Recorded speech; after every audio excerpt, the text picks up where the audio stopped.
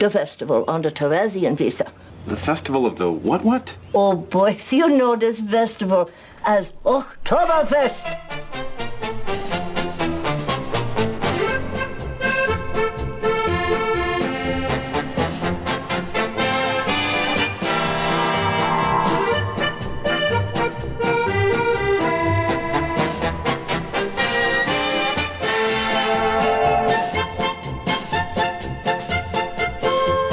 Welcome back, ladies and gentlemen. This is episode 125, our 125th episode spectacular. We have nothing in particular planned because that's not a big enough milestone for us. It's just a good old-fashioned episode here on the Hop Nation USA podcast. Don't get excited. Oh. Sorry. I'm sorry. I was going to get excited, though. I mean, you could get excited just for the beers we're going to drink. No, it's over now. Oh, okay. We've ruined it. It can be a way old-fashioned episode. How so? Well, because of the beers we're doing this week. They are. The theme. Yes. Old-fashioned. From the old world. Yes. And it is, of course, that time of year. Czech Pilsners. No. Not at all. Nerds. Was he close? Czech Pilsner's into the boards. He deserves it. Wow. No, it's Oktoberfest season. Yeah. So we got to do that again. I'm sure they figured it out by the intro. Because we had the special intro for... Oh, yes. Yeah. Yes. It's not a thing that we hear recording, but it's a thing I do later.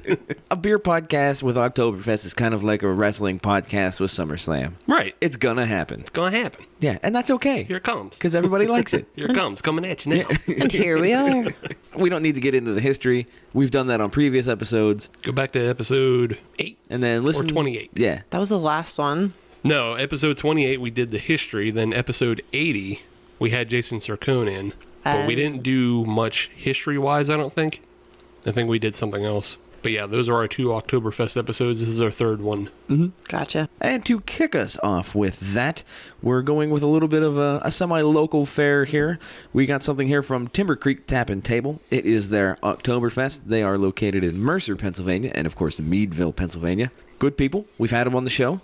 Is Mercer near Meadville? I know where Meadville is. I don't know where Mercer is. Mercer is at the essentially where 79 and 80 come together. Oh, okay. Yeah. Here's an easier identifier for the people of the Western Pennsylvania area.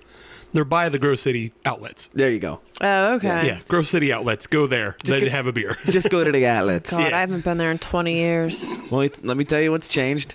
No. Oh, there's There a you brewery. go. There's There's a brewery. a brewery. I know that because of the show. That's Right. the only reason I know that. Because I never go to Grove City. You're I don't even know if welcome, I'm allowed. TimberCreek. I went to Geneva, so I'm pretty sure I'm not even allowed to go to Grove City. No. No. Mm-mm. Yeah. Wrong Why kind not? of Christians. It's like a sacrilegious. They're the only rivals of each other. Oh, different kind of Christians? Or? Holy war. I Oh, don't okay. know. I do know when I was at Geneva, though, and like I went there. I mean, not to knock a Christian education. That's fine if that's what you're into, but that wasn't my motivator. I was just there because it was a good school for what I went to. Mm-hmm. So I'm like sitting in the administration office, like, because I need to talk to the registrar, and I overhear these 2 women talking about one of my business professors. And the one woman says to the other woman, well, did you hear about him? And she goes, no, what? And she goes, I heard he's a Pentecostal. And the other woman legit goes, and I'm like, he's the wrong flavor of Christian for you. Okay, got it. Like, that's the environment we're in now. Well, Yeah. Pentecostal's a hell of a lot better than pedophile. Yeah. So, What? Why did Yeah. your brain go there? well, it's How just, did you draw that parallel? All Adam heard was PE. listen, I've been hearing the news about the Pirates this last week. Oh, yeah. Everybody boy. got in trouble for that shit Whoopsie-doo. yesterday. That is a mess. Yeah. Burn it to the ground. Hey, everybody, it's hockey season. Yes, it is. Thank Jesus. Pirates is full of unsavorable characters. Big Ben's broken, Ben's broken. Ben's broken. and nobody cares about the Riverhounds. So all we AB's got gone. left. Yeah. So Thank God AB's gone. Could you imagine if we were sharing that news story? Yeah. they still partially share it. Did you see the one headline? And I know we're like still off track, but Doesn't matter. This is good stuff. This one is so Content. This headline is so hilarious. I keep Yinzer laughing talk. at every time I see it. Just but his it's mustache is laughable. it's the headline where he's getting sued by a doctor for $11,000. Yeah, $11,500. Yeah, for what? For farting in his face during an exam. Kept farting in his face. Deliberately. Yeah, add that to your news notes and Nate's. That one is priceless. What a butthole. Pun intended. No. Well played, sir. All right. Let's get back to what we're supposed to know what we're talking about. Beer. TimberCreek. To the first beer of our Rocktoberfest celebration. Yes, and thank you for saying TimberCreek. TimberCreek. That is TimberCreek. I said TimberCreek. Oh, I thought you said TimberCreek. No, I don't say correct. Well, my Western Pennsylvania ears heard TimberCreek. It's just in his brain all the It's time. just tuned into I said it quickly. It's the auto filter. Okay, Yeah. TimberCreek. TimberCreek, 5.9% Oktoberfest. ABV. I'll just say everything wrong. Yeah. Okay. It all comes out in the wash. It's fine. 22 IBUs. It's a Marzen. Hurrah. It's an Oktoberfest. What do you expect? Let's drink the damn thing. Ba-dum-bum-bum, ba-dum-bum-bum, ba-dum-bum-bum, ba-dum-bum. So we have this poured out, the TimberCreek offering here, and guess what? It looks a bit like an Oktoberfest. Yeah. A bit darker, I would think. Ja? It's kind of ambery. Yeah, it's a little bit. Or I almost guess it would be darker. Yeah, Vienna it's not. lagery. It's not. Exceedingly dark, in so much it will get into a porter category that is nowhere close to that. But it is definitely a deep copper. Yeah. Yeah. Good looking unit. Good deep copper. It's really clear, as most lagers should be. Malty. So much malty goodness. Malty on the nose, I for freaking sure. love malty beers. I'm so excited about this. That would explain why you jumped on coming on to this episode. I don't think I've been on it. I feel like I haven't been on in a while. So that was part of it. Whatever the episode was that you're on with Kelsey. Yeah. Hawaii beers. Yeah, I don't know when it that was Hawaii was. beers. I believe that was 5 episodes ago, about a month Okay. ago. Yeah. Oh, it felt longer. It's okay. It's like a month cycle for all of you co-hosts. It's all good. Guess what? It's good. Guess what? It's malty. Yeah, it's definitely malty. Like a lot of caramel flavor to it. Yeah, nose checks out. So Really good. Preamble for the show. Yes. I don't love these beers. I know you don't. Yeah, as a style in general, I don't love these beers. I know you don't. So if you've listened to episodes in the past where you hear Adam kind of poo-poo IPAs, well, you might hear me poo-poo in some of these beers. That's fine. Adam Poo-Poo's IPAs? Yeah. Huh. Newsflash. Didn't know. Yep. Glad I'm here to find out. It's a thing. New listeners every week. Gotta keep them up to date. That's right. Get them into the cycle. My anti-jam is barrel-aged. I'm so over barrel-aged anything. I can still dig upon a good barrel aged. I think I rarely drink them because they're expensive, but when I do, it's because I like them a lot. I do have a barrel aged sitting in the fridge right now. The new Founders Underground Mountain, Okay. which is the Sumatra Brown just aged in. Oh yes. Yeah. I believe I've had that one as well. Yeah, did you? It was good. Okay. It was real good. I've heard good reviews so far, so. Well, let's not get too far into that. Right. We have to get into our news, note, and neat. Yeah. Huzzah. Huzzah. Yills. Steve, you look raring to go. Sure. So I just want to jump back to a little bit of a tease that we had at the end of last episode, but now I'll give you a big fuller story. If you're listening to this episode on Friday, as you should, then tomorrow, Saturday 21st, there is the Kennywood Brews in the Park. Mm-hmm. And they're having, just a little brew fest in Kennywood. That's fun. Are the rides open? So, yeah, from 1 p.m. to 3 p.m., you can ride some of the rides. They're not all open. For 2 hours, you're fighting with how many people? Not many, I don't think, because I think it's Okay.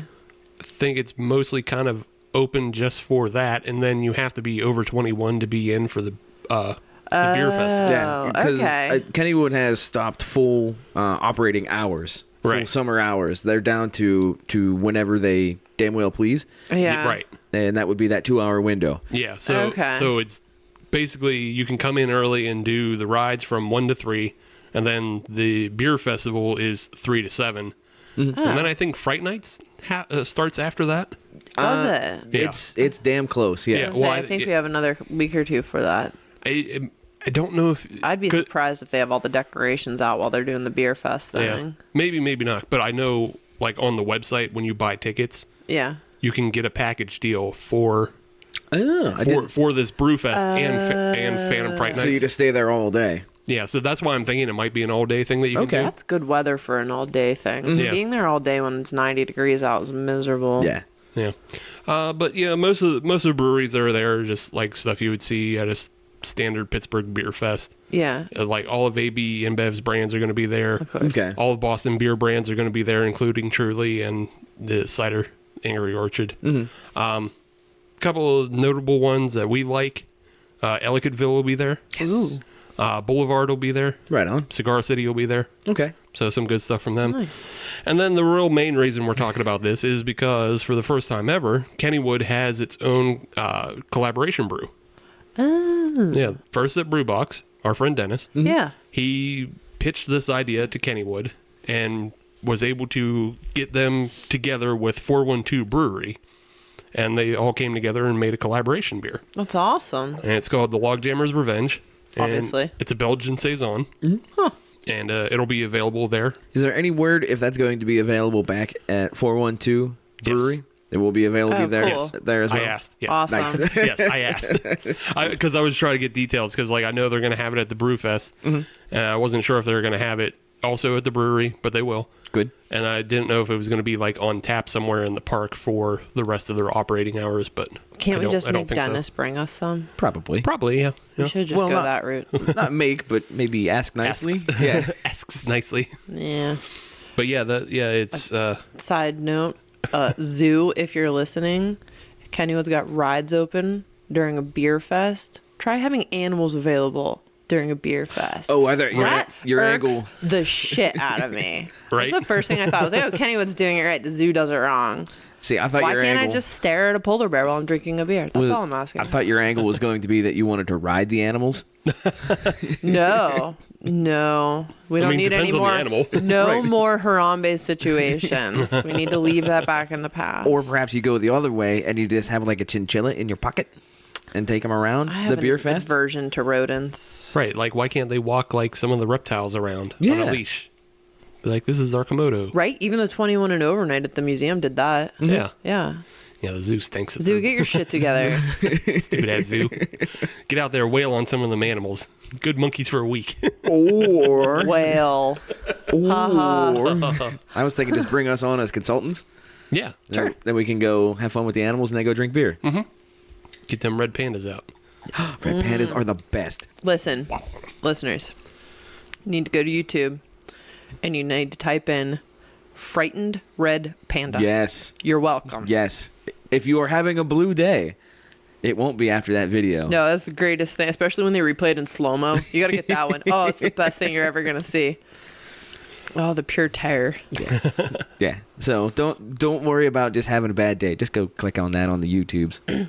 Yes, or go to Kennywood. That'll cheer you up. With Or go rides and beer. Go to Kennywood, have the Logjammer's Revenge. Yes. Which is the Belgian Saison collaboration. And apparently it's supposed to have notes of spruce and pine Oh, I'm on that. Provided provided by sense. provided by the hops because it's the Logjammer's Revenge. They Yes. want- Oh, that yeah. makes sense. Yeah. I see what they did there. They put some thought into it. Yes. So Well Yeah. done, 412 Kennywood, and of course, First Sip Brew Box. yes. So that's the first one. That's what I had. Okay. Yay. Mine is a bit more national. I'm going outside the realm of Allegheny County here. Uh-huh. The Smithsonian. Allegheny. Wait, what? Allegheny. Allegheny.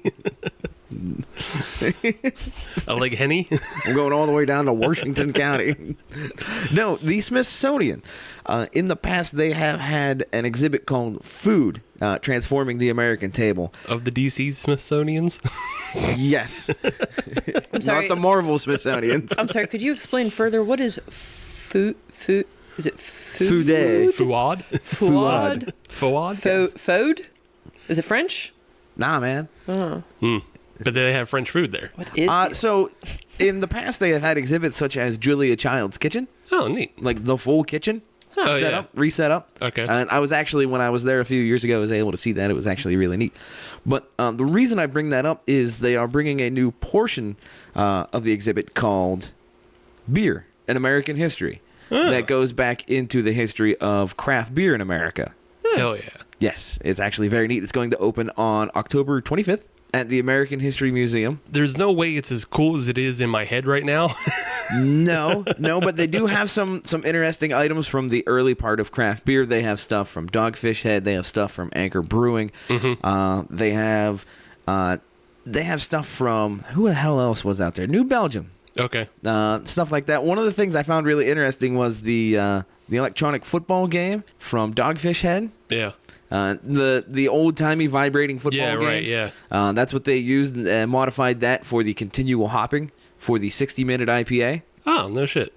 Yeah, they retrofitted an old buzzy football game. So it just would shake hops into the... Oh, okay. Yeah, that is part of the display that has been donated to the Smithsonian because, why not? Yeah. It's neat. On November 7th through the 9th, they're going to have a food history weekend, and as part of that, they're going to have a last call event after hours where they're going to have people such as Fritz Maytag from Anchor. They're going to have Charlie Papazian, the American Homebrewers Association founder, Ken Grossman from Sierra Nevada, and I lied a little bit. Yeah. I said there wasn't a local tie. Right. But there is a local tie. The local tie is, as part of this... Rick Seaback's going to be there. No, but as part of That this, would make sense, there yeah. is an oral history that goes along with the exhibit from Dave Bracey and Ed Bailey. Oh, no shit. Of course, from the Pittsburgh-based Drinking Partners podcast. They have a discussion on how melting comedy culture and craft beer helps to move the craft beer world along. So they are officially part of the Smithsonian now. Oh. That's Neat. kind of badass. That is real Yeah. badass. Good Well, for them. they also just got awarded for 40 under 40. Did they really? Oh, really? Yeah, they took a trip to New York for all that and stuff. I don't know. Go follow their Free plug. Check them out. yeah free plug. I can't recount everything that they Right. did, but I don't think they need us plugging them. right, no, But absolutely yeah, not. sure. You know what? I'll give them praise. Right, They're doing good stuff. yeah. So see, in my mind though, this whole thing, I'm just like thinking of Epcot Center, and like I want it to be where you get in a tram and you sit in the thing and it takes you around, and then there you have fucking a Ben Franklin animatronic. He's just like throwing hops into a barrel. No. See that's you just keep moving it on. No. They do have such things as microscopes from Charlie. I believe it was Charlie Papazian's microscope to help figure out what was going on with his microbes to get a more consistent beer. Some early sidewalk signs. Early brew kettles, like home brewing brew kettles from famous brewers and breweries, things like that. So they have been doing some solid research, like years worth of research in finding artifacts. It's the Smithsonian. They know what they're doing. Yeah, they know how to do a thing. They know who to talk to. It's almost as if they've had a museum before. And even without that, I'll just say, go to the American History Museum. It's awesome. Okay. What is there like important things that like It's are on just display awesome. there? It doesn't matter. Like a flag or something? Well, they do have that. I saw Totally took a picture of that thing right next to the sign that says no pictures. I saw the Screw Nick Cage movie. What's that? I saw the Nick Cage movie. I know what they have on display there. Yeah. I know how it hides when you try to steal it. You got to look in the cabinets of Julia Yeah. Child's kitchen. And there's an invisible ink map, so it's cool. Wait, isn't that from Roger Rabbit? Yes, both. That is my only Roger Rabbit reference for the episode. Okay. I think. We'll see. If we will see. We'll see. Cool. So check it out. Check it out. So, Katie, what do you have? I don't have any news because I did a Google and didn't really find anything that was terribly interesting to me. But Okay. I did find some neats. I Okay. like neat. So in the Oktoberfest theme, I found some Oktoberfest off the beaten path facts. Some more interesting than others, but there was a few that stuck out to me.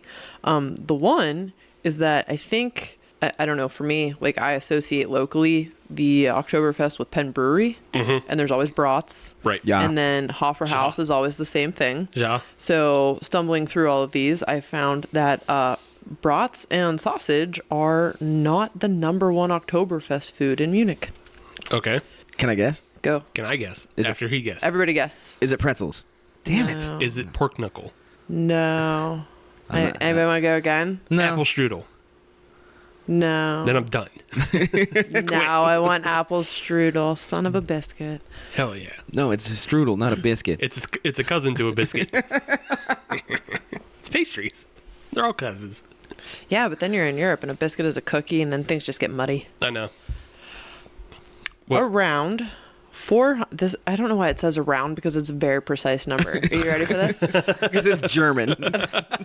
Around 482,361 roast chickens are devoured every Oktoberfest, compared to only 112,772 pairs of pork sausage. So I'm guessing you get sausage in pairs because it definitely says pairs, which I just thought was kind of interesting. But yeah, so I don't know. I've been to Germany a good amount of times, and I've never I've had chicken there, but it was never like a big to do. Right. Like different bars and like breweries and stuff that I've been in, it was never like, oh hey, try the chicken. At best it was, oh hey, try the schnitzel, which duh. Schnitzel's freaking awesome. I think that's just a commonality among all people that just yardbirds. Yeah, just chicken all the time. Chicken. It doesn't matter that there's a holiday going on. I still want some chicken. I have seen turkey legs. Yeah, That makes sense. Yeah. Other thing, apparently Albert Einstein once worked at an Oktoberfest. Mm-hmm. Which Okay. I thought was kind of cool. He was an electrician. Okay. He was an electrician who helped set up a beer tent in 1896. Oh, Which, okay. considering everything we got from the man, that just seems pretty lowbrow, but whatever. Good for him. No, it's Lowenbrow. That was a good one. Oi, oi, oi. There is a special Oktoberfest cocaine, What? Ooh. What? but it's completely legal. Wait, I don't know which part is weirder. Okay. Is it chopped up with pretzel salt? No. So, I'm gonna take a shot and say this is Weizenkax. Okay. And it says it is fun but harmless. It is made from sugar and menthol. Oh. Okay. So, so it's not actually cocaine, and I've definitely watched people snort pixie sticks. Yeah. And also, why the fuck would you do that to yourself? That has to hurt. I mean, are they really snorting it, or are they just kind of rubbing it on their gums? Oh, I hope they're rubbing it on their gums. I really don't know. That kind of makes sense. Like, it give you a little sugar pep, and then get some menthol in your mouth. Yeah. Yeah. Clear your palate a little bit and make your breath not shit. But I'll guarantee you somebody mixed them up. Oh, yeah. I guarantee somebody definitely blew it up his nose and whatever, that's fine. Right. I used to be friends with a guy who once crushed up an Altoid and put that up his nose. I've personally never snorted anything besides a flu shot, so I find that unpleasant. I can't imagine the menthol, if that goes up your nose, that's gotta burn. That's gotta be fucking painful. It's curious. That's most curious. Yeah. But it also says there's an average of 600 to 800 people with alcohol poisoning, so maybe they don't notice. And if you're feeling particularly shitty, it says on average there are 500 to 800 prostitutes working in Munich, but during Oktoberfest the number triples. That also makes sense. Yeah, it's like the Super Bowl. Yeah. Especially now that there's an EU. Everybody can travel freely. Yeah. That's free travel for work, I would imagine some of them are not Monday through Friday prostitutes. They just wait for Oktoberfest to roll up and they're like, and here's my tax refund. I just imagine it's a whole lot of Belgians shipping over outsourcing work. You got to check the red light district of the Netherlands and stuff and go, where are they all at? Oh, yeah, Oktoberfest. Oh, yeah. And then To the train station. last thing I found digging through random facts is that Adidas for I guess we're on year 3 because it started in 2017, launches vomit and spill proof sneakers. So yeah, they're coming out with these every Oktoberfest. They have colors that are specific to German stuff. So this year's model is based on traditional lederhosen. So they have a dark brown with a golden tan brown. And then they always stamp Prost on the side of it in gold. And they apparently repel water or beer The hydrophobic. or vomit. So yeah, if you're Now, those are some drinking shoes. gonna be there Yeah. hooking up with hookers and getting alcohol poisoning and And taking your blowing weak-ass cocaine. sugar, at least your shoes will be clean when you leave, which obviously is why is that not your priority You gotta at be fresh. Oktoberfest? Dude, I would totally rock if they had a pair of white ones with the blue check Bavarian flag. Yeah. I'd rock those. I would too. It looked like there were white ones originally in 2017. There's got to be some dead stock of those around somewhere. Mm-hmm. Yeah. I'll get on that one shoe website. Whatever my size is in Europe, it's like probably 50 and a half or whatever. And this year's shoe released September 14th and is apparently already sold out. Well, of course, you're right before the festival. Right. Did they say how many pairs were being produced per year? I only assume it's a very limited amount. Yeah. I don't believe it does. Well, in the meantime, but there is a pretzel graphic on the heel of it. Nice. There's your pretzel. All right. Hell yeah. All right. Hell yeah, I'd wear those. So yeah, random, neat, and also slightly disgusting things from Oktoberfest. Cool. That's all I got. It's good. In this beer. We got this beer. We got Which this is beer. Super freaking good. I am a fan. I am on board with this. Yeah, I don't hate it. It's just Praise from Caesar. yeah, it's just not terribly my thing. There's a lot of. Do you want to say the phrase? Not yet. Oh yeah. Okay. I don't want to say the phrase because the phrase is reserved for something that's really, really bad. This isn't like terribly offensive to me. But I just feel like I can't tell the difference between this and Yingling. I feel like the phrase is reserved for something that's good though. Like when you can have an appreciation for it, nailing That she's actually right. what it's supposed to be. Either way, I don't feel it. This feels down the road. This is not calling it out of you. Yeah. You don't feel feelings with this one? No. Okay. This I one's do. just like I said. I can't tell the difference between this and Yingling. But Okay. So malty, it's not. caramely beers are just so up my alley. So Yeah, this is my jam as well. Well, perhaps the next one really will be a bit careful more label, Steve's way. Hopefully, So- maybe it'll say the thing. I'll probably say the thing before Yeah. the end of the show. though. Do it. I'll say the thing. Do the thing. Say it, Bart. Say it. All right, we're going to take a break. We'll be right back.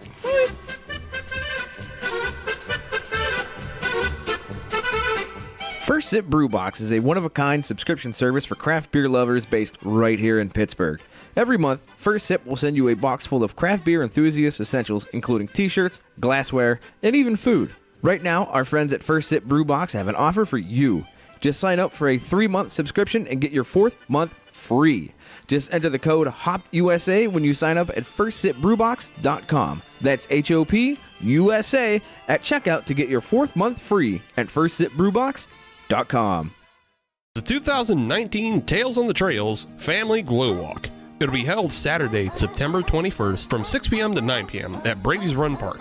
Come on out, wear your glow-in-the-dark gear, your neon clothes, or any LED lights, and even dress up your pets to come and support the Beaver County Humane Society. There's going to be vendors, there's going to be food trucks, caricatures, and even neon face painting. You can also make your pledges online at beavercountyhumanesociety.org. There will be prizes for the top 3 fundraisers. Again, it's Saturday, September 21st, 6 p.m. to 9 p.m. at Brady's Run Park. So come out with your family and your pets and have a wonderful night walking the trails.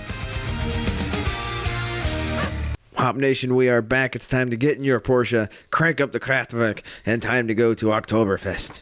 Porsche? Porsche. Really? Yep. Would you prefer a Volkswagen Yeah. or the Audi? Audi's good. Yeah. Audi? Yeah. TT Quattro. Yeah. Give me like The a Audi? 99. I like the little bubble top. No Mercedes? The first No. gen Mercedes, Mercedes? the Barnstormer. The Bonds? Goodness. Those are pretty sweet. Dude, I could see you rocking around on a big old Mercedes. Yeah, a big Mercedes and turn on the KMFDM. Yeah. Wow. All right. That's where his head's at. Did they do the Hit Me Baby One More Time or was that typo? Whatever. Listen to it. Just Google industrial Hit Me Baby One More Time. It's worth it. Okay. After Red Pandas. After Red Pandas. After Red Pandas. All right, you guys. I got hope you guys are homework. writing this down because That's your homework. there's going to be more on this list. Before we get into that, it's time for Oktoberfest. So it's time for Oktoberfest number 2. Drei. That is correct. Drei is the right number. No, wait. Drei? Eins, zwei. Eins, Eins, zwei. eins, zwei, drei, vier, fünf, sechs, etc. Yeah, so it's 2. Eins, Yeah, zwei, yeah. Zwei. So it's Uno, zwei. dos, tres. No? Nope. All right. So, I hear a niner in there. Niner? Niner, sixer? yeah. Austin Brewworks, Montecore Oktoberfest. 6.7% 6.0%. I can talk today. Uh-huh. Alcohol, and that's all the information we have that exists about this anywhere. I'll assume it's low IBUs. Yeah, probably. I mean, If they know what they're doing. Strong yeah, assumption. It's a Marzen. Their Untapped thing says between a Marzen, what Americans call Oktoberfest, which honestly feels a little condescending, Austin Brewworks, and a modern German Oktoberfest, closer to a Hell's. So this is a Marzen Hell's hybrid Oktoberfest from Austin, A Helsen? which actually is really Hellzen? close to New Braunfels, which is like the most German people ever in Texas. So Unless I your mean, last this- name is Krauthammer. I Pretty strong. I work with a girl whose last name is Kopfhammer. That's so close. Yeah. I'm willing to round up. Okay, I think Kopf is head. Headhammer. Holy shit. Hammerhead. She's a shark. Maybe Finkel is I don't Einhorn. know. Laces out. I never took German. All right, let's drink this. I took 2 years now. If I had to guess, I would have expected that to mean thief or theft or steal. Kopf. Like Kopf? cough. Yeah, like you cough. No, something. cough his head. Okay. Yeah. I Is don't know. it? Oh, I don't cough. really don't know. Yeah. Don't cough. Yeah. There you Okay. go. Yeah. So all right. Yeah. Now it makes sense. It's all coming together. German is easy to learn. I just don't know the vocabulary. But German's easy to learn because it's just jam words together. Just remember that weird looking B is an S. Yeah. Silly bee means S. Silly bee. You're being a silly bee. Silly bee. Yeah, the silly bee. There's Oh, there's the the regular SB. bees, and then there's the silly bee. Yeah. Not to be confused with Old English S's, which were F's. Yeah, that look like F's in the old. Right. Or Because why wouldn't they? Old English 800, which Steve drinks on occasion. Hell yeah. That turns B's into F's too. Here's your proud moment. The first time I ever was in a chugging contest, I was 17, and I won Edward 40 hands with OD. Hell yeah. 2 40s of OD. Hell yeah. Yeah. Looking at this one, it's a lot lighter than the last one. It doesn't- really is. It doesn't have that strong copper color. It's the hells in it. Yeah, that's what I was gonna say because it kind of reminds me we were drinking that Hellas at Sly Fox Yes. when we were down there. That we didn't have it on the show. We were just drinking it. Just drinking it to drink it. Yeah, but yeah, this looks like that. If I looked at this and didn't know anything about it, I would say this was some sort of a peach beer. Yeah, it does kind You of know look what? like that. Yeah. I don't know. I mean, I haven't smelled it, but like I see what you're looking saying, at- though. Like it's not crystal clear, but it's pretty clear. Yeah, it's pretty clear. It's a dark gold, but it has kind of that I don't know Turner peach tea Exactly, Yeah. right? tinge to it. Yeah. Yeah. Yeah, this is the kind of beer that if you just looked at it, you're not entirely sure what you'd be getting. Now, as soon as you smelled it, you zone in on it pretty quick. Like it smells more crisp than the last one, I would say. Almost smell my Adam, the microphone. can has pretzels on it since you needed pretzels so much. Here you go. It's more pretzels. And Mas pretzel. tigers, because And dice. And doves. I really don't know what's going on there. I don't know. Let's get back to the beer. Austin's full of jerk offs. That's what's going on there. Whoa! What? They started it. They were condescending with their Fair point. Yeah, it was. description, so they started it. Is not it- me.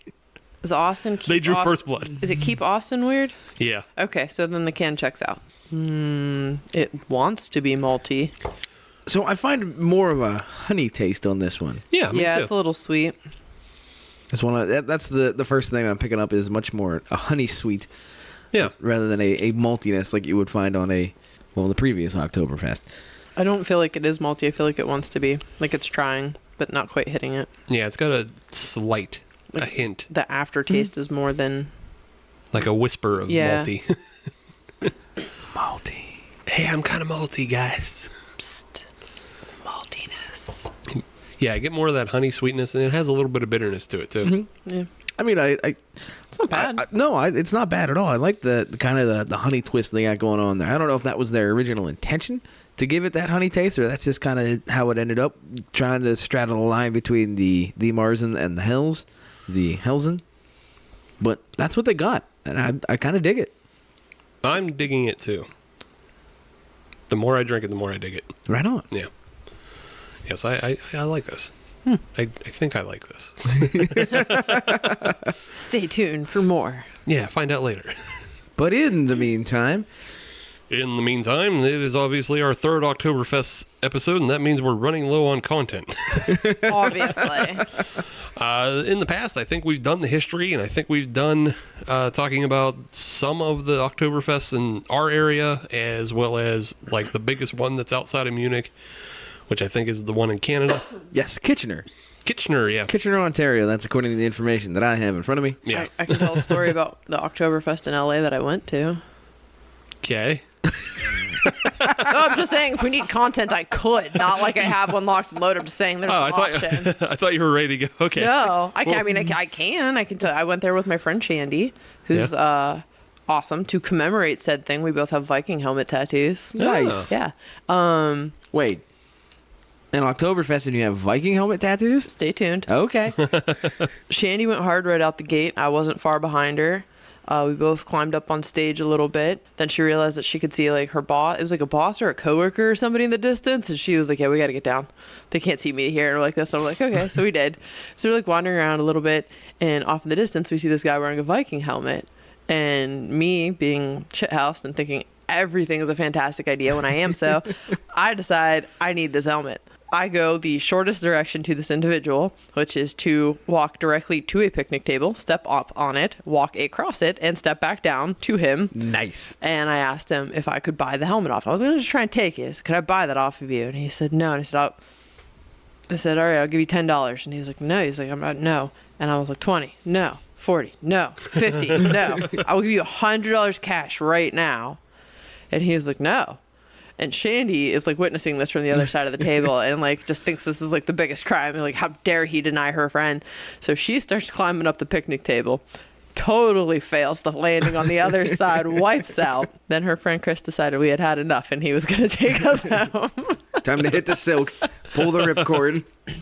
But yeah. You commemorated that trip with Viking helmets. Yeah, we did. Very nice. We have matching Viking helmet tattoos. And the pictures from that, some I remember, some I don't, are phenomenal. There's like a picture of like Shandy trying to eat my face while I'm trying to eat brat. There's random pictures of us with dudes that look like Rick Seaback and Lederhosen.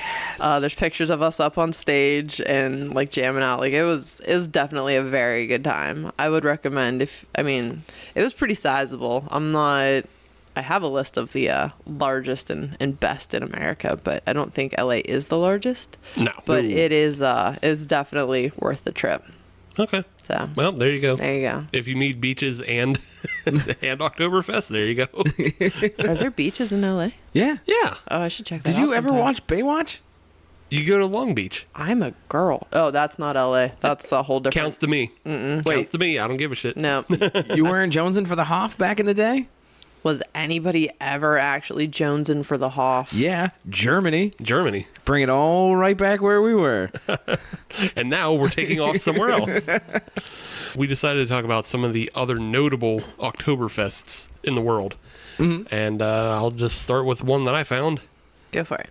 Come on down to the Brisbane, Australia Oktoberfest. Oh, dear. We've got 40,000 people in and out. We've got Tucker Brow. We've got Burley Brewing. We've got pretzels walking out the door. But yes, the Brisbane, Australia, they have their own Oktoberfest. It services 40,000 people through 2 weekends. Okay. It isn't occurring when Oktoberfest actually occurs. That's something I've noticed through a little bit of my research. Yeah, international crowd just does whenever. Yeah. Yeah. Yeah, but the Australia, theirs is the 11th through the 13th, and then 18th to the 20th, 2 weekends. Knock yourself out for $33 dues. You get your entrance, or $22 American. I can't contribute right now. Oh, you don't know how to get $33 dues together. Dollary dues. Yes, that's what their currency is. They got dollary dues. It's like how the Canadians, they got their loonies and toonies, so they got their dollary dues. Okay, you're like broaching on Yinzer Australian. It's very close. He's a bogan. That's very close. Just being a bogan. Yeah. They have a huge food tent. They got a bunch of vendors selling brats and wursts. And chicken? and chicken. Nice. And pork knuckle and pretzels and apple strudel and all that stuff. Oh, I so need apple strudel in my life. Other notable things is they have a Bavarian strongman competition. Yeah? Oh, I'm there for that. So it's teams of guys competing in Bavarian strongman competitions, including tug of war, donut eating, keg rolling, See, I'm seeing some things here we could dominate in. stein holding. I'd like to Yeah. go back to the donut eating. Yeah. You said strongman competitions, which Right. gives me the impression that you have to have some sort of a physique. No, To not do from this. these pictures. And I don't know about yins, but I can crush some fucking donuts.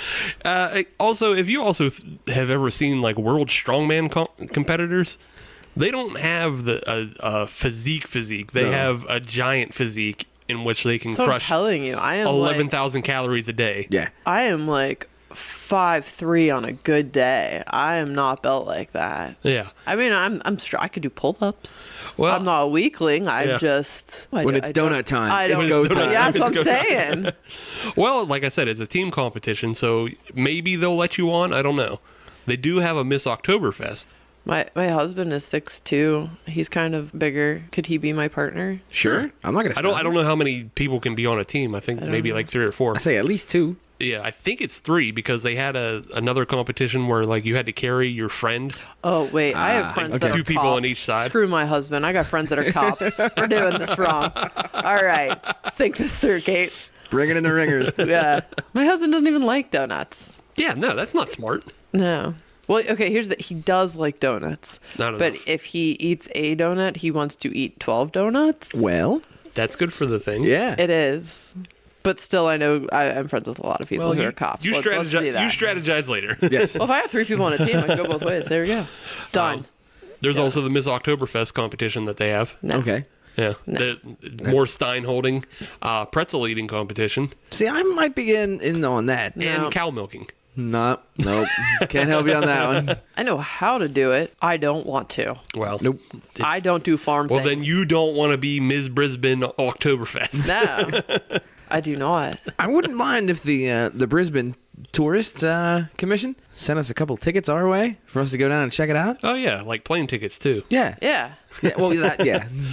Here, one more thing for you, Adam, is they have probably the saddest auto show. The saddest auto show. Yeah, they were. Why? I don't know. They're just like really proud that they had a couple Audis there. Ow. That like, That's odd. yeah, E? and like old Volkswagens. Wow. That was no.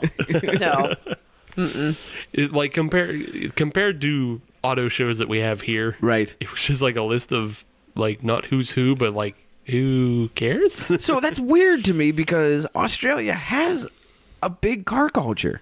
I know they do. So that I've seen Mad Max. well, not only that, have you ever seen some of the burnout contests that they have?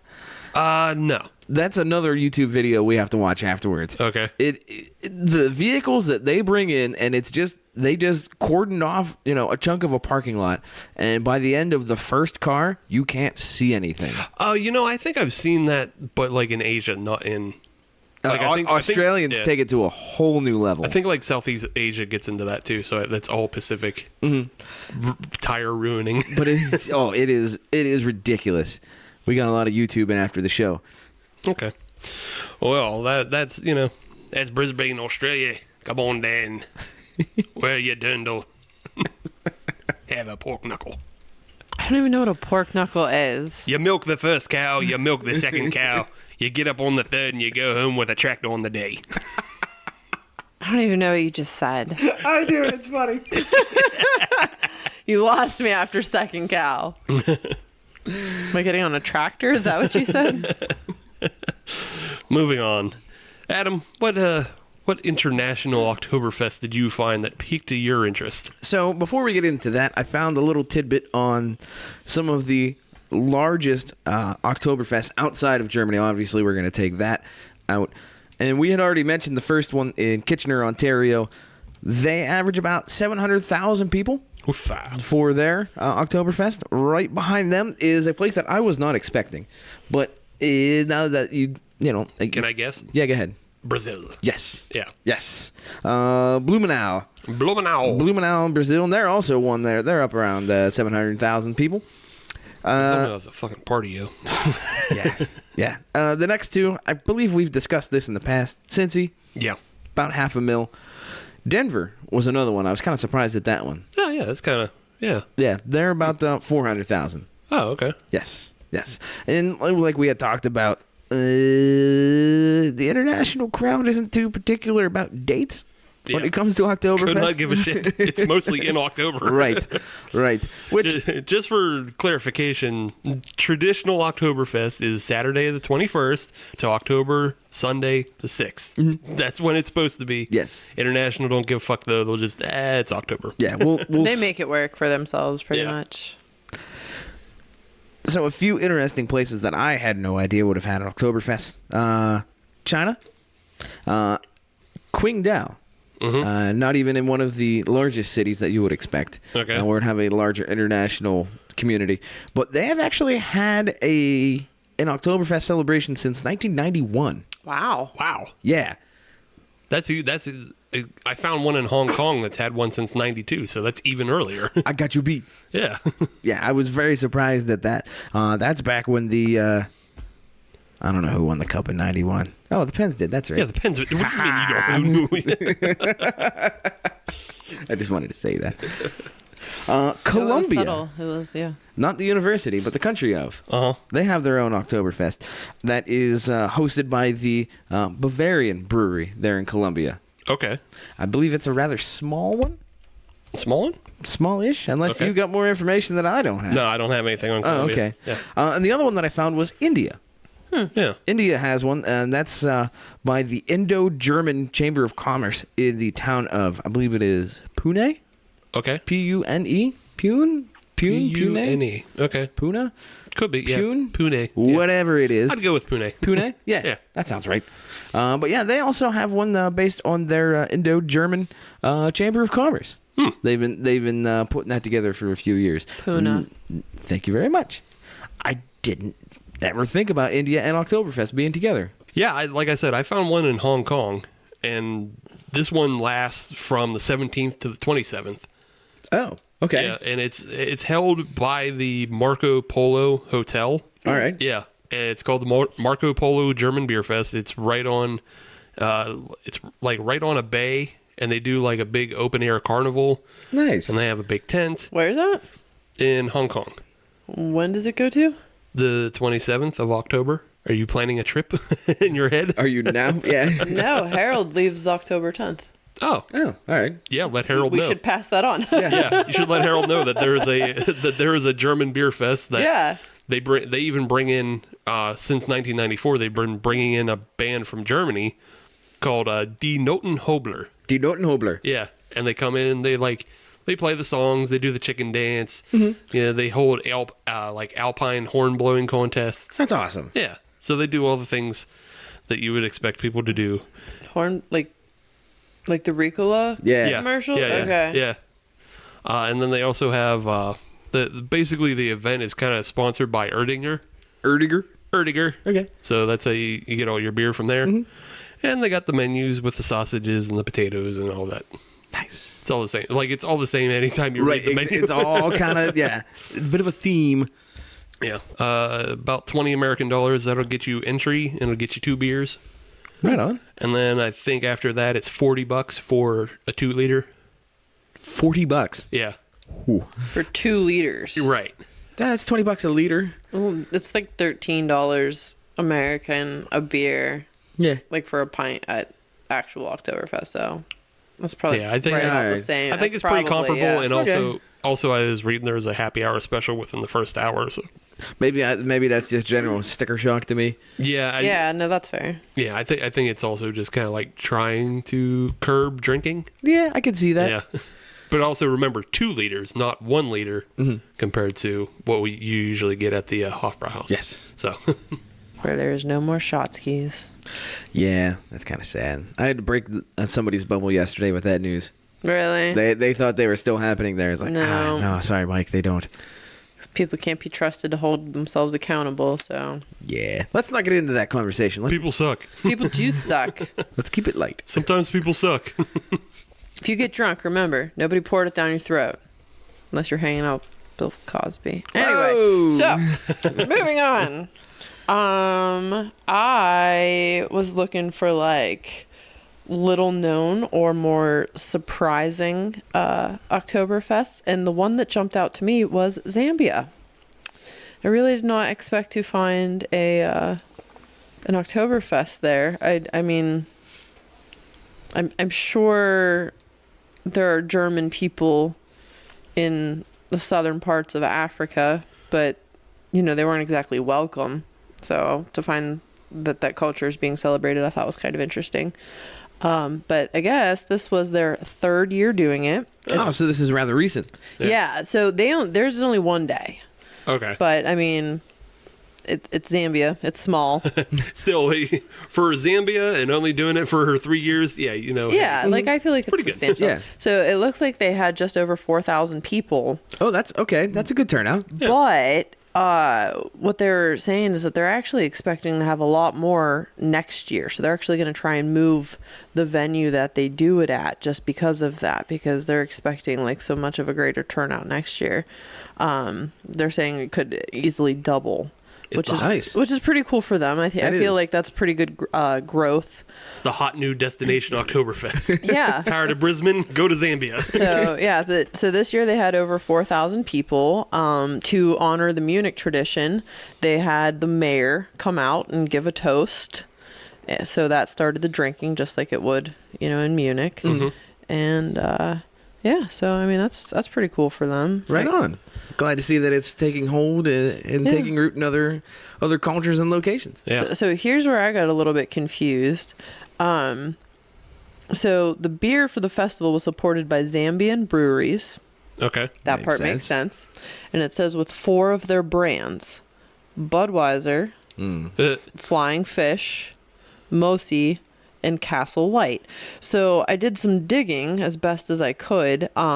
And I'm guessing that Zambian breweries maybe makes their own beer, but is also a distributor, hence the Budweiser. Yeah. And I was trying to find out if that was Flying Fish, like New Jersey Flying Fish. That's exactly what came to my mind as well. Right? I don't think it is. So I couldn't find anything explaining what it was. I guess Flying Fish does do their own Zambian, like, festivals and parties and whatever. So all I could find was pictures of bottles. Yeah. Okay. And they are definitely not the same. Gotcha. Yeah. It looks like they predominantly do malt beverages. Okay. Flying Fish out of New Jersey But that was, like, can my barely first get their thought. beer. I know it's your first thought, but it's like they just can't like, even get their beer out of New how? Jersey.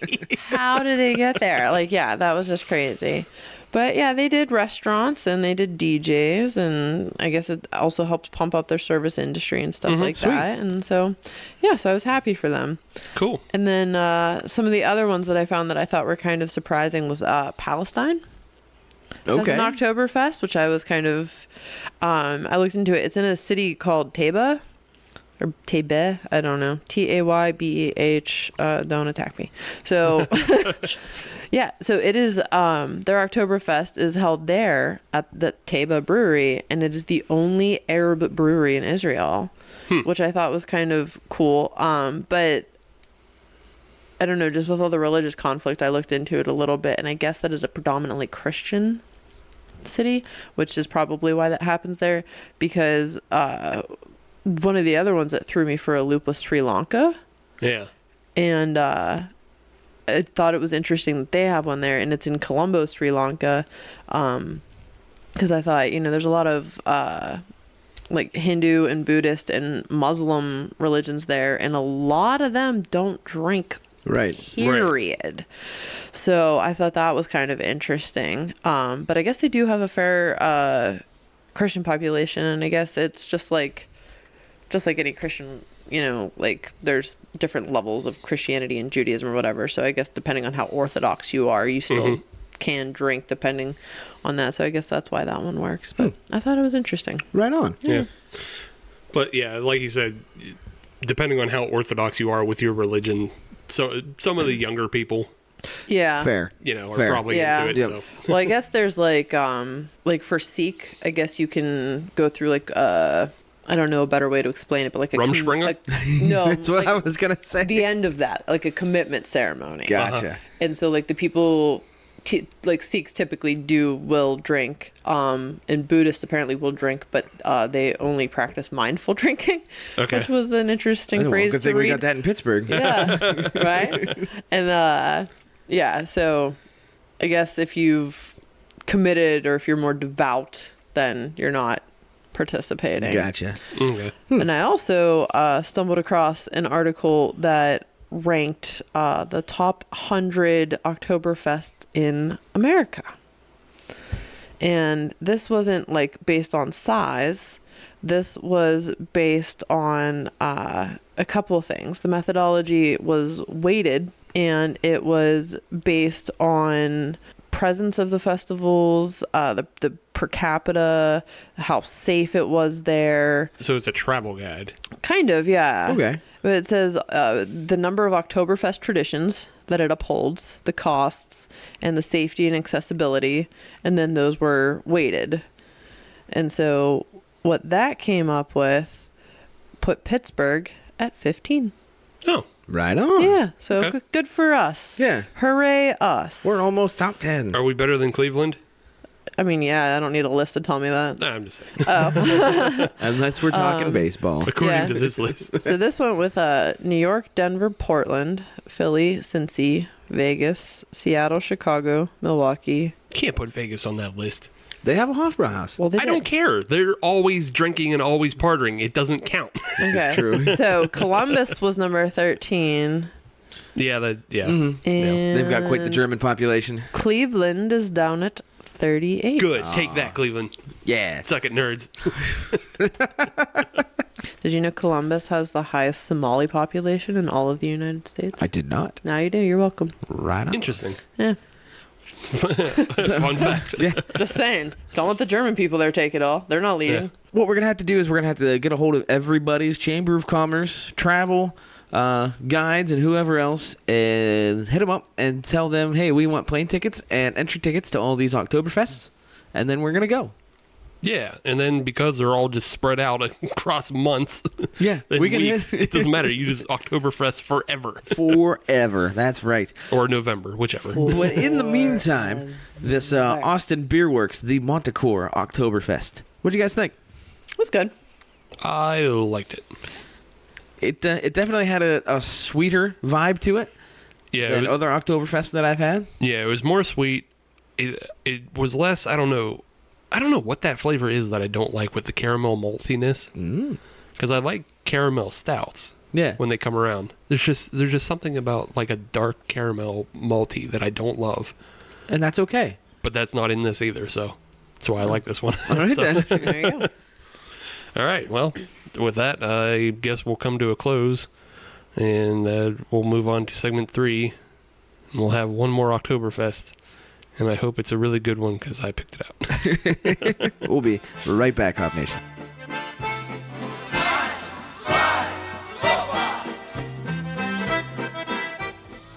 The Breaking Brews podcast delivers you an inside look at the business side of beer. Whether the conversation is about marketing, brewing, sales, branding, or beer culture, this show delivers everything a beer professional or beer enthusiast could ask for from a podcast. So when you're not listening to this podcast, listen to mine. Get full access to the show at breakingbrews.com/podcast today. No jokes, no fluff. Let's get to the beer. Steve. Third brewer of the evening is coming to us from the Paulaner Brewery. I heard of them. Brewery. Brewery? Yeah, if you want to say like Germany. I don't. If you want to butcher the pronunciation, then you say brewery. I don't think anybody said I that. don't think so either. People who butcher pronunciations do. Yeah, all right. This brewery, though, is one of the originals, the OGs. It is established 1634. They've been around. Been around. It's an old style. Was that a long time ago?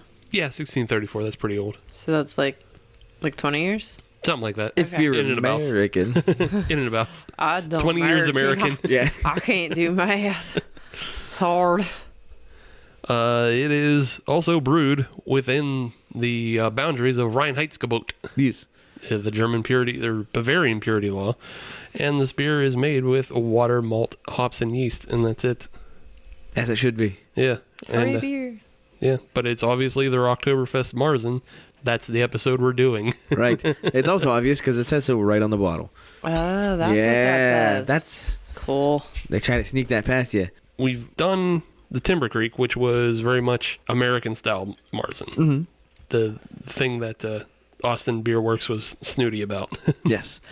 Well, theirs was a Marzen Hell's hybrid. Right. They said they were trying to be... Why go traditional? Right. They said they were trying to be more like this. So let's see if they did it. Well, And this one is just legit. Well, no, they said that Hell's is more of a traditional German Oktoberfest beer. Right. And a Marzen is an American, and they were trying to meet somewhere in the middle there. So they weren't trying to go one way or the other. They were trying to be...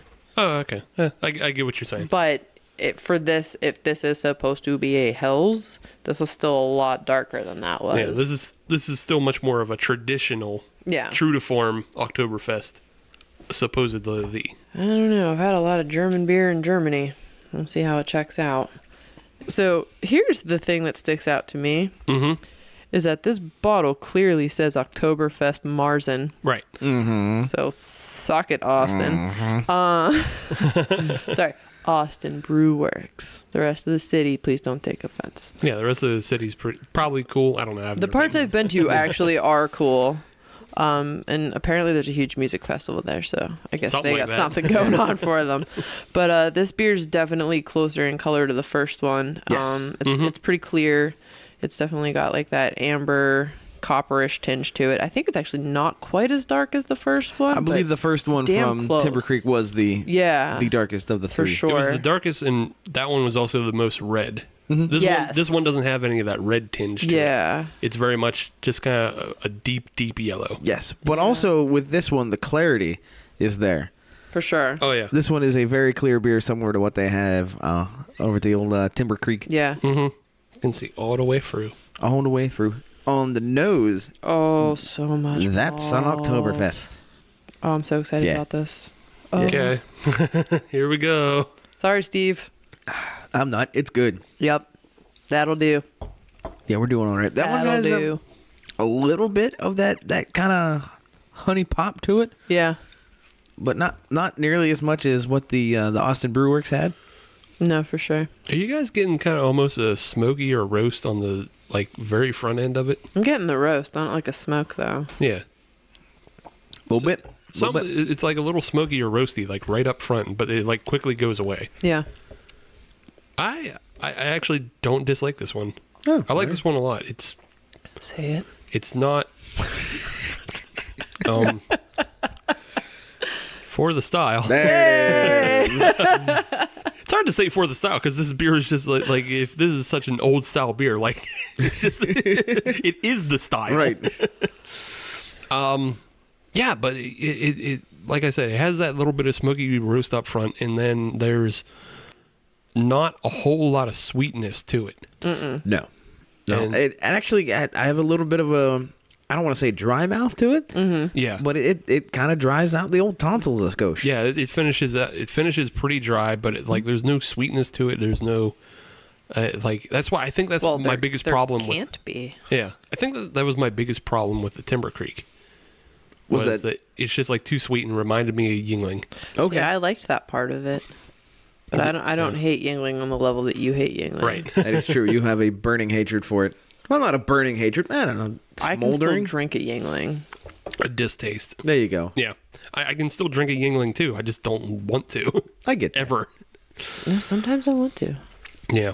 But this is, I don't know, I almost said flat, but it's not flat. It's just very even keel with the way it drinks. It's very easy to drink. Yeah. Steady Eddie. Yeah. I could see myself actually drinking a liter of this, whereas I don't think I would with the last two. You don't want a large Farva?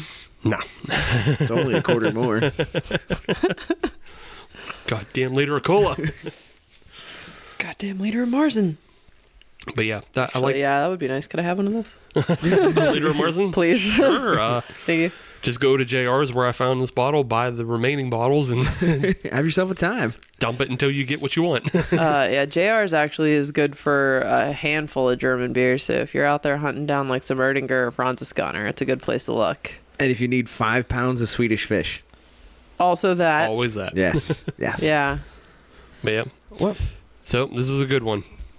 I can't say for the style because it just is the style. This is OG. Yeah. It's like saying, hey, that Run DMC, they're pretty good at rap. Who? damn millennials. I do that. God damn You're the millennial. same age. I do that at work a lot. I just ask questions like I don't know what somebody's talking about, and then I watch them explain it to me, and I guess at some point my face gives me away, and then it's always, oh, you're such an asshole. They storm off. I'm like, yes, but you just gave me my entertainment for the day, so thank you for playing. Speaking of playing, it is time to bring back an old chestnut that we haven't had on the show for quite a while, and I'm kind of excited that we're bringing it back. Yeah. It is time for another exciting segment of Hey. Nobody asked you. Thank you. So what we do with Nobody Asked You is we scour the internet. We go to the Reddit. We go to the forums. We go to the Facebook. We go to the Twitter. And we find questions that nobody asked us. And then we answer them. That's right.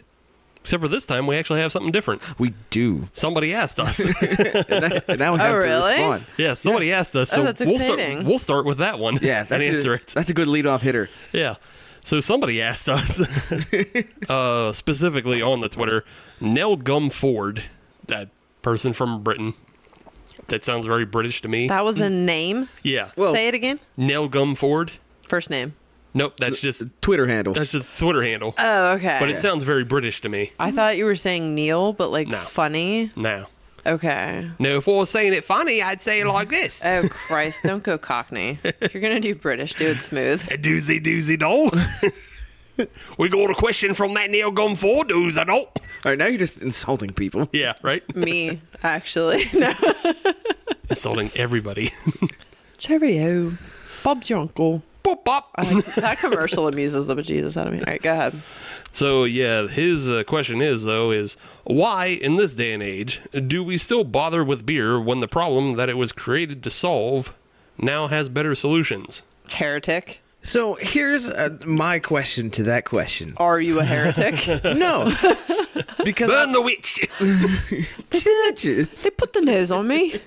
But well, we did do the nose and the hat, but she's still a witch. She turned me into a newt. God better. All right, sorry. Adam, is your question, how much does a duck weigh? No, my question was going to be, because there's multiple things here, is which problem are you discussing? Because I know of at least two problems that it could be solving. Well, I think when people ask a question like that, I think they mean specifically like because we needed to drink something fermented. Right. So that we didn't get sick from the water. right. Right. Which, fun fact just to toss in there, in my fun Oktoberfest facts, Oktoberfest has been canceled 24 times out of the 204 years in Munich, and a large percentage of those were due to cholera outbreaks. Anyway, press on. All right, then. That was my assumption, too, though. Yeah. Being that he is a British person, I assume that he's grown up with the history that beer was made Yes. to keep them from getting the Black Death. Yes. Yeah. So, Yes. yeah. Yeah, you needed You the need to boil your water. boiled Yeah. in fermentation and the alcohol to keep it sterile. Yeah. But my other thought was, is he talking about mood-altering substances? It could be, but I still think it's just British. No, I do don't too. think he Black means plague that. avoidance. What's the closest chemical or natural mood altering substance to beer? I mean, the most prevalent would obviously be weed. Most prevalent, but not most comparable. No, You ever no, listen to Bill Hicks, like the whole skit about like somebody like getting into a fight at a club? Are they drunk or are Oh they no, high? I completely agree Yeah, that the mood's they are I mean, different it's different for everybody, levels, obviously, but that's in American culture. That's usually the, I hate to say progression, but that's kind of how it would step along from alcohol into weed.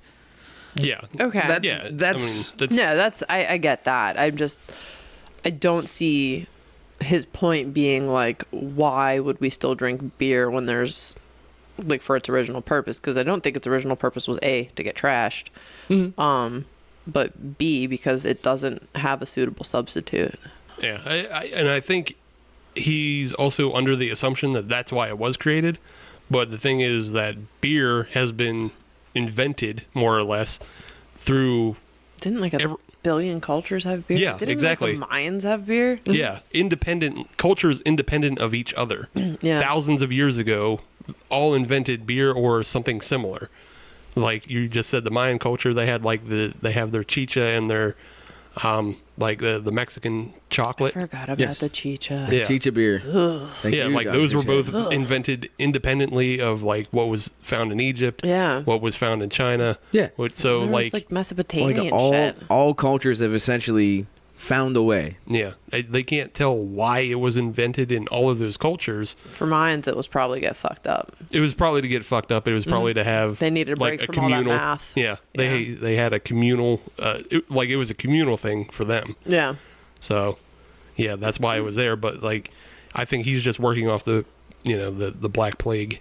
Right. Bring out your dead, drink your beers. I would say that it's still drunk just because it's an integral part of a lot of cultures. It is. And because it's become a social norm for a lot of people. And because it tastes good. And because it tastes good. And because it's better than like And now whiskey, I would say. Like as far I'm not going against whiskey because I really love whiskey. I think it. What I'm saying though is that it's a lot easier to drink a bottle of beer Oh, for sure. with friends Than a bottle of whiskey. than a bottle of whiskey or like one whiskey drink can get out of hand for some people. Yeah. Well, I feel like also I can't speak to whiskey specifically because there's so many different types from different cultures and societies, but like something like Scotch.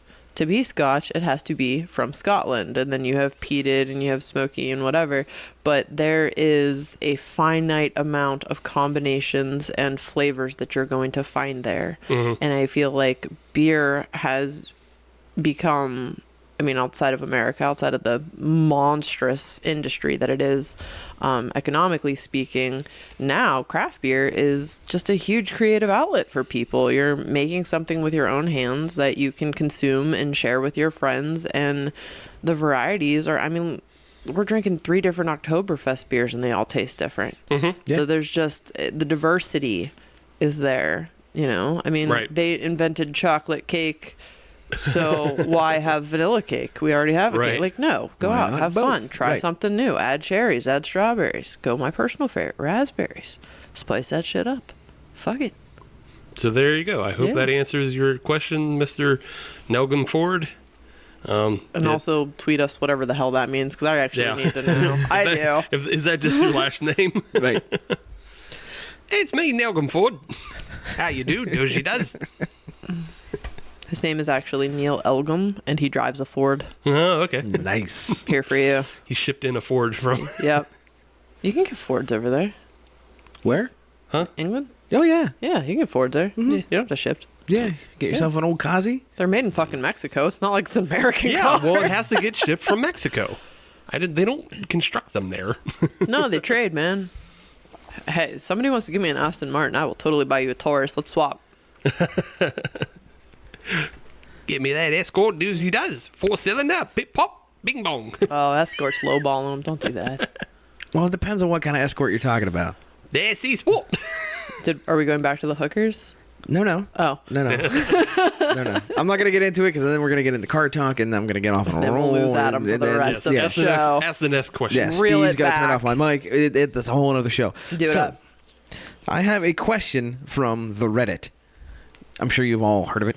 I tried to hear it bins. today, but it was down for hours. Bastards. This is from the user Boot Stifle. And he I or understand. she asks, or whatever the pronoun it is I'm supposed to use now. They. They ask, what beer are you saving for a super special occasion? Oh, I can answer that right the fuck now. What you got? I have a 6-pack of Albie Valdieu Okay. Grand Cru from Belgium. You can get it in America. It's only $40 shipping. And my kitchen has been a construction zone for... I haven't had a kitchen since July 5th. So, yeah, it's pretty fucking rough. So I have every intention of sitting in the middle of my kitchen floor once all is said and done and just drinking this beer and relishing the fact that I finally have a kitchen. Nice. Yeah. Steve, do you have a super special beer for a super special occasion? Yeah, I keep pushing the occasion back, though. You too, huh? What's the occasion? Well, no, I have a 2017 Oak Aged Worldwide Stout.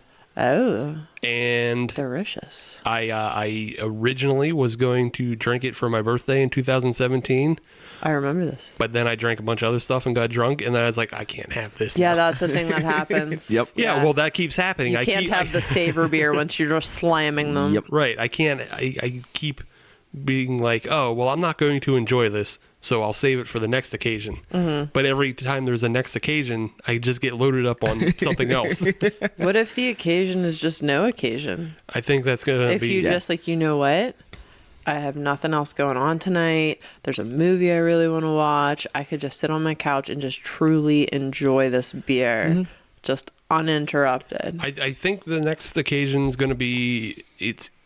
I'm either going to try again for my birthday, or I'm going to be buying a camera package soon. That'd be a good Okay. celebration. So when I get my camera package from Amazon, I'll get drunk and then fall on it. No, don't do that. Don't do that. So, What's yours? Steve, you and I are on a very similar path here, where we both have a beer from 2017 that we both had special occasions that came and went, and for whatever reason, didn't happen. Right. I have a 2017 bottle of the Founder CBS sitting here. I have taken it to two multiple occasions to drink there, and then just like you said, something else pops up that I drink, and then at that point it's I don't want to waste it. It's just gone. Yeah. So I've got a 2017 CBS sitting there waiting. I don't hoping. even let those bottles leave my house because I'm the idiot that will just stick it in the fridge and not like watch it. Well, he's taking it to family events. Yes. He's taking it to I drink don't with his trust brothers. my family. Well, he likes his definitely brothers don't because they trust all my look brother. the same. Wait, Yeah, you and your brothers all look the same. I did not know that. Yeah. I didn't know You I just looked look like my different- brother until I tried that like Snapchat filter that turns you the opposite gender, and apparently I look exactly like my brother, Oh, There you go. which was okay. terrifying realization. Yeah, you and your brothers just look like funhouse mirrors Okay. of the same person. All It's right. not- That was like mildly insulting. There was no mild about it. You do not. Look I know like what a I look like. funhouse mirror. Don't insult my brothers like that. Maybe Just he's saying. just saying one of you's taller and more stretched out. Oh no, there's than one the that's other. there's one that's shorter than him, and then there's one that's bigger than him. So they all just look I would have different. gone with Russian nesting dolls. I wouldn't have gone with funhouse mirror. I would have gone with not insulting my family. What are you gonna do? Bunch of Irish. Hey, wait, what's that mean? He's just insulting entire islands now. I dig the hole up. Yeah. I dig up. Anyways, now that my entire family bloodline has been insulted, Katie, what's your question? Oh, I'm not entirely Irish. I'm half Scottish. Let's spice it up. So I found one that was interesting to me because I actually have strong feelings about it. So Rod Douglas on Pittsburgh Craft Beer Facebook page said, I pose another question regarding establishments. What are your thoughts as to beer descriptions or lack thereof on a beer board or in a beer menu versus having a bartender go over some or all of the beers for you? So if you're looking for a hop variety or something like that, I'm paraphrasing, versus one you don't care for, would you rather be able to ascertain for yourself or have a bartender explain it to you? Which, in parentheses, he said, I'm sure is tiring for the staff sometimes. So would you basically, do you feel confident in your own beer knowledge to be able to look at something and go, this is a beer that I'm probably going to like or dislike, or would you rather have somebody explain it to you? No. See, for me, I get really frustrated when there's no explanation on the menu or the beer board, Yeah. because I feel like the same thing, I personally can determine whether or not I like a beer. I've had enough single hopped IPAs and whatnot that I know which hops I have a preference for. And, you know, if it's dry hopped and I'm not in the mood for something particularly hoppy, then I'm probably going to steer away from it. And there's apps and websites to look up, you know, all of that stuff. So I prefer to have a bit of a description, but my biggest fucking pet peeve is when there's no description and you ask the bartender or the server, especially if it's like a craft beer establishment, and you're like, oh, this isn't local. What is this? And they're like, oh, that's from Florida. And I'm like, okay, well, what is it? And they always say the exact same fucking thing. Do you like IPAs? Right. And I'm like, well, sometimes. And they're like, okay, well, it's like an IPA. Okay, well, is it an IPA? Well, it's like an IPA. So it's hoppy. So is it like a pale ale? Well, I mean, it has hops. Well, cool. All beer. They all do. Like, cool. Like, I just, like, when I find somebody who actually just, like, I'm sure you're a fantastic server. I'm sure you're doing your best. But, like, if you're an owner, a manager, whatever, especially if you're going to bother to put craft beer on your menu, either educate your wait staff. You make them memorize specials. Make them memorize the draft list. And if you're not going to do that, just type it out. We don't mind reading. Right. Yeah. That's how I feel about it. Yeah, I've been able to do that for a while. Yeah. Yeah. At least 3 years. And I think that's the thing with everybody who's sitting at the table now is that, like, I know for myself, I've easily had over 2,000 different beers. Mm-hmm. Yeah. So, like, I know every style, and I know, like I'm very rarely surprised. I know the breweries I like. I know the breweries I don't like. Right. Very rare for me to get caught with something bad. Yes. To my tastes. Yeah. But to that end, like, I agree with you, like, because if you're not putting information on the menu, Abjuration's really good about that. Mm-hmm. Oh, for sure. They'll tell you all the hops and everything that goes into it. You don't have to talk to Tom and Dave, but they absolutely will talk to The you. entire story of the breakfast cereal ale Yeah. was... I fucking love Yeah. Golden Grahams. God damn it. I'm so mad I just drank the last one of those. But anyway, sorry. Go ahead. But yeah, they'll gladly talk to you about their beer. Mm-hmm. But, you know, For sure. if you know it, then you can just kind of pick it out from the descriptions. Yeah. The one thing I've seen it happen, is that in establishments like you're talking about, and I'm thinking more specifically industry public house, where they have a lot of beer on tap, but not necessarily a knowledgeable wait staff. That's location specific. Yeah. I have never had an issue in Lawrenceville. I Okay. have always had an issue in Robinson. Robinson's always... Don't get me wrong, the service is fantastic. I've never had a bad waiter or waitress there, but they don't always know what they're talking about. Right. And a lot of the time, and I've caught it because I've caught managers talking to the staff about doing this, is that they just lie about descriptions of beer Oh, that's in not order cool. in order to push that beer off a tap. Oh, that's not cool at all. Yeah. That is 0% cool. Oh, Yeah. that's so shitty. And I've seen it at other places like, too. We know if we want to know something about a beer that we don't know anything about. If all we have is a name, I know I can go to Untapped and get more information on Right. it. You know what I mean? Or Beer Advocate, or just Google. But I don't think a lot of people would think to do that. So if you don't know what you're drinking, you know what I mean? And maybe I take it a little bit overboard, but I actually like to know often what I'm going to eat before I pick the beer that I'm going to drink. Yeah, that makes sense. Because it's like just like people say a certain kind of wine goes with a steak or a fish or whatever, I feel that way about beer. Oh, and that's absolutely true. Like, you don't want to have like a smoky stout with a whitefish. Right. Oh, It'll fucking destroy it. Right. Oh, that sounds terrible. Well, no, that's the easiest, most extreme example I can provide. You're absolutely right. A smoky stout with a whitefish is you're destroying your dinner. Yeah, especially if like if I'm eating like a salad or something, so like chicken or shrimp or something like that on it, I am not going for like a porter or a dessert beer. Like I'm just like, no. Unless it's fried. If it's fried chicken and a porter, that's pretty good. Look, don't get mad at me, but I don't really eat a lot of fried food. That's fine. I'm not mad at you. Some people get real mad about that. Like, same as when I say I've never seen Star Wars or I don't like peanut butter. People take these things personally. I don't understand that. I'm not mad at you. The only thing I'm mad about is obviously my body, because there's a lot of fried chicken and porter in here. So I'm not saying I won't eat it.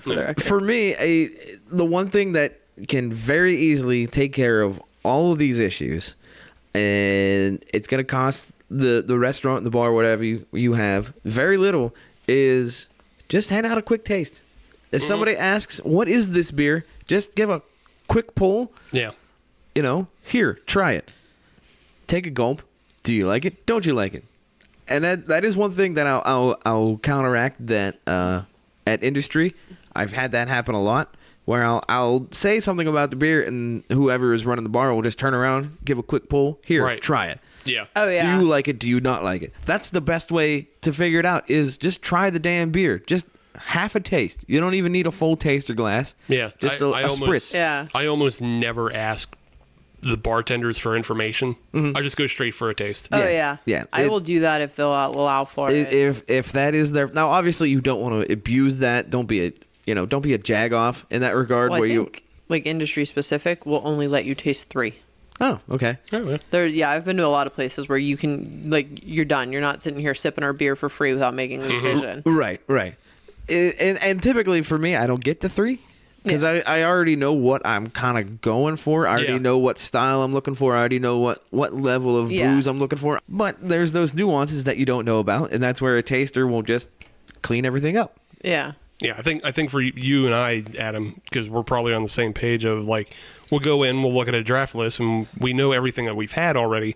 Yeah. So we have our choices picked from that. But then there's one thing we haven't had, and it's just an adventurous thing. Yes, Yeah. there is that as well. Like, Is it a taste of that? Okay. I always want to try, like, okay, this sounds like I did it with the Choco Banana Donut, because I do sometimes like dessert beers, but I was like, I haven't had that one. Let me try it. It was way too sweet for what I was going for right then and there. And I was like, all right, well, I know I've had this one, so bring me this. Like, Yeah. that's fine. Yeah.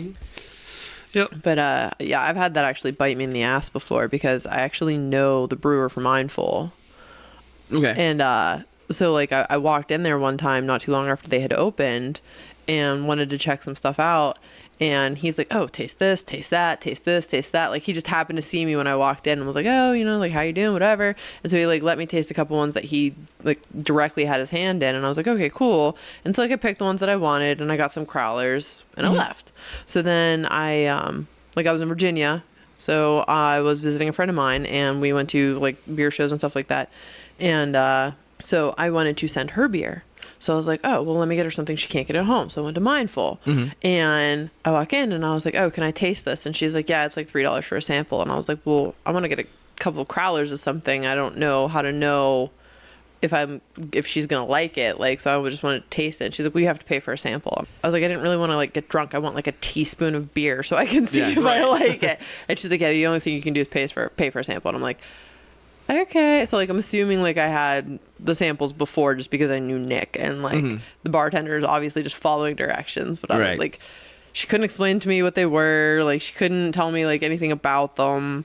So I'm like relying on the internet and the board and the menu and like previous experience, and then I'm trying to like taste them without spending like $5 a taster or whatever. And I'm just like, this is okay. There's got to be a better way here. Yeah. Dropping $9 on tasters and then further on crowlers. Right. Yeah. Yeah, you'd think if you're saying like, hey, I'm going to spend money on crowlers, but I need to make sure that Which, I mean, I've done other places before. Like, you can do tasters at Cinderlands, but like when you walk in and you're like, hey, I want to get a crowler or something, I'm not sure what, they're automatically right out of their mouth. They're like, what do you want to taste? Right. Yeah. Like, they don't miss a beat. Yeah. Yeah, So. a lot of places will do that. And I guess if you're not confident in your discerning abilities as we are, like, just do that. Yeah. Don't necessarily ask the staff unless you are at a brewery and you're talking to a brewer. Because, to your story, you're just talking to a bartender at Mindful. Yeah. She isn't necessarily, she might have been new. She may not be There's familiar with 100 the product. different possibilities and reasons. Right. But if you're talking to an actual brewer, like if you're at Mindful or if you're at Abjuration and you're talking to Tom, he'll gladly give you, all the information you need. Yeah, he'll give you that data dump. Right. But if you're at like just a craft beer bar with a 60, tap list, just get tasters. Don't ask people. And to that end, if you are at a place where the craft beer list rotates a lot, the staff may not have had the opportunity to figure out what that beer Yeah, is. that's entirely true. Because I don't know how many times I've been somewhere where they're like, it happens to us every time we go to Patrick's. They're like, actually, sorry, that one's kicked. We've got this one on yet. I haven't tasted it yet. And it's like, Right. oh, okay. Well, Right. that's fine. So I think the grand conclusion here is just give us free beer. Right. Yeah. As always. That's the conclusion for every episode. Give us free beer. Lots of samples in your stomach. Yes. But seriously, if you guys don't know, just like download Untapped or Beer Advocate or something like that. especially because it's an easy way to track what you've already had, so you can figure out what kind of hops you do or don't like, or if you like hopier beers or maltier beers, you can kind of find your own pattern so that you can deduce and find your own descriptions and your own ABVs and your own IBUs so that you don't have to become reliant on wait staff who may or may not even drink. IPAs? Right. They may or may not even drink. So yeah. Well, I've definitely had waiters go to me well, I don't actually like beer, but I really like that one. And I'm like, this is going to go one of two ways, and I don't know which. Back to the original conclusion of give us free beer. Yeah. I think that Paulaner should also give us free beer. And free plane tickets to Germany. And free plane tickets. Yeah. I don't know why I said plane tickets. Plane ticket. We're going on a plane. I want to go on the plane. I'm going to fly in the sky, and I'm going to go to Oktoberfest. Yeah, I have coworkers who got sent to Germany this past Sunday and are off this weekend and Nice. are going to Munich. And I'm sure they were just kicking their boots on the ground going, shit, I can't believe This it. is the worst. Jason said he was going to bring me beer. So Nice. Speaking of beer, did everybody enjoy the Paulaner? Yeah. You can't Actually not. You have to be a terrorist to not enjoy that. You hate freedom? You hate Reinheitsgebot? Reinheitsgebot. That is a good word. It is a good word. So it sounds like the grand conclusion here is it's a good beer. Yeah. You know what it's time for. Podium. Yeah. Yep. Podium. Das Podium. Das Podium. Yeah. Podium. Podium. Podium. Podiumtrist. I'm the podiatrist. Check my feet.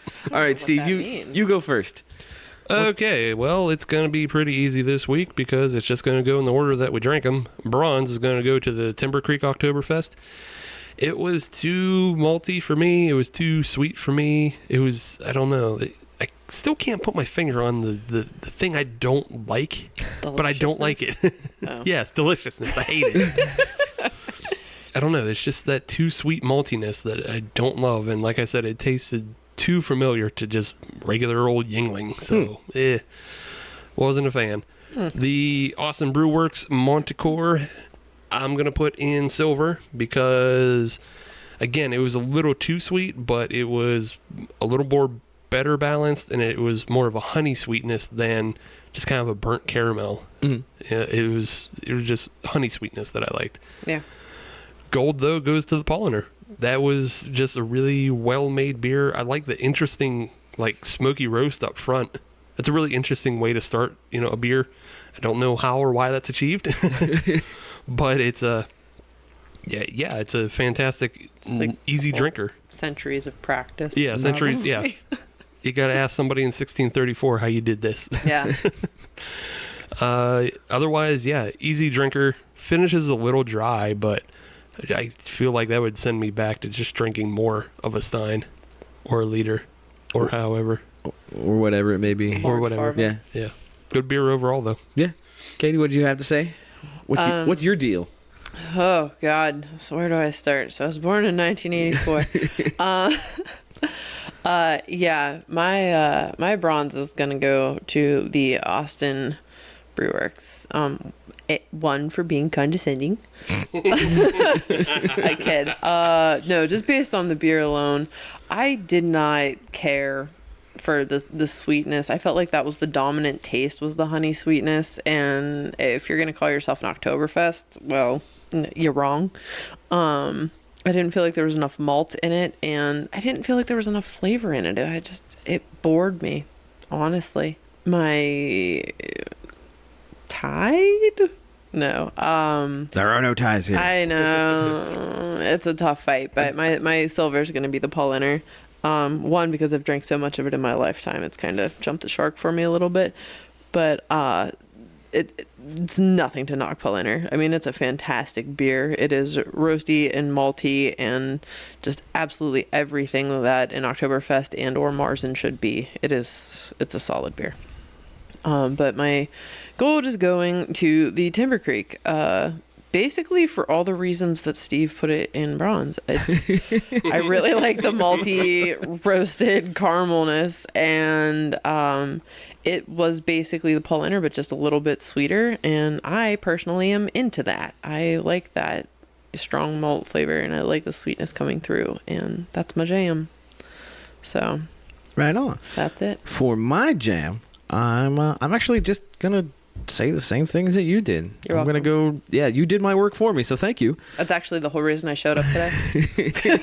I just put it in cruise control. I've been working so hard. How can I make his life easier? But yeah, I'm going to put the Austin Brewworks in the bronze medal position. And I got to say that none of these beers for me were particularly bad. Mm-hmm. I can't even say particularly bad. They weren't bad. They were all good beers.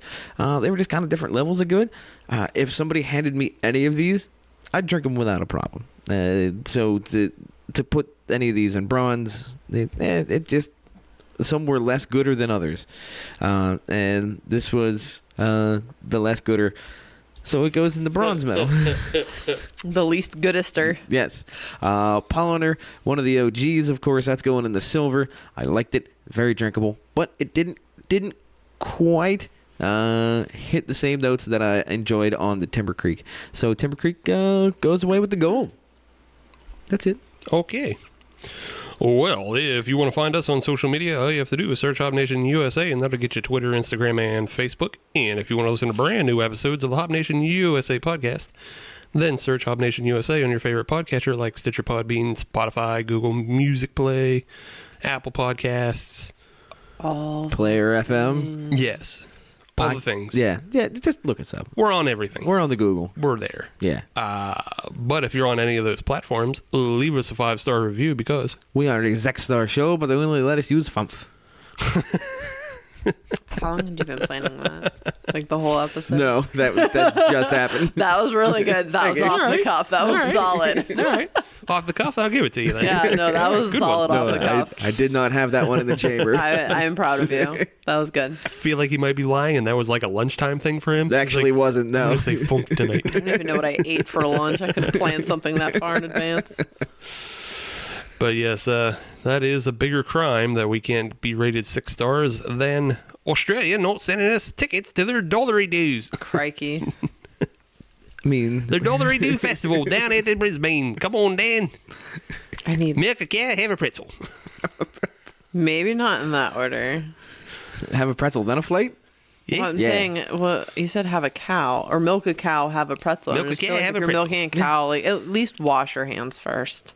Yeah. That's all I'm saying. Yeah. Milk a cow, scrub up, have a pretzel. There it is. Up. All right. And don't do it at the same time, please and thank you. Go look at some old Volkswagens. You could do it at the same time if you have one of those necklaces and you can like reach your chest necklace too while you're milking a cow. Right. I'm not coordinated enough to do that. Let's not get into that. I I'm don't just want to figure out saying it could logistics. be possible. I'm just saying there's a chance. You can milk a cow and then like the cow could eat some pretzels off your necklace.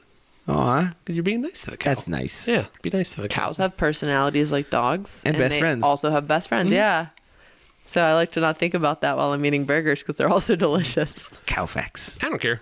I'm down with it. It doesn't bother me. You haven't had a burger in like 2 hours. I know. Yeah, you're super okay with it. It doesn't bother me at all because I just know if it comes my time, the cow can eat me. I don't give a shit. There you go. Circle of life. Yeah. Are they omnivores? Huh? Are they omnivores? No, but I mean, it could if it wanted to. Oh. Okay. There you go. They're not omnivores, but like if you grind me up into their feed, they'll eat me. Mm-hmm. So yeah, that's how mad cow disease got. It's a really disturbed visual, isn't it? As somebody who used to know somebody who was specifically responsible for feeding the cows on the University of Florida's cattle ranch to determine which feeds made them bulk the greatest in size. Yeah. You're painting a horrible image for me. Well, this wasn't a real American thing, but that's how mad cow disease spread in Britain. Is that why they drink beer? Yes. Yes. That's why the cows drink beer over there. In conclusion. So that's the real reason. It has nothing to do with water or drugs. Just keep drinking beer to avoid it. That's right. The actual answer to that question. Avoid mad cow disease. Yeah. Bip, bop, bing, bong. Total sidebar. Shatner having mad cow disease on Boston Legal is one of the greatest jokes ever. Watch that show. It's funny. We got a lot of YouTubing to do after Yeah, the show. there's so much to look at. That's a lot of YouTube. All right, we got to shut down this operation. All right. Back next week with episode 126. We don't know what's happening. But find out with us. Things will happen. There will be stuff. Yes, it will be back though. Come with us on our journey. Oh, Find out. We'll find out together. I don't want that to be the last line that I say. I don't like that. We'll see you next week.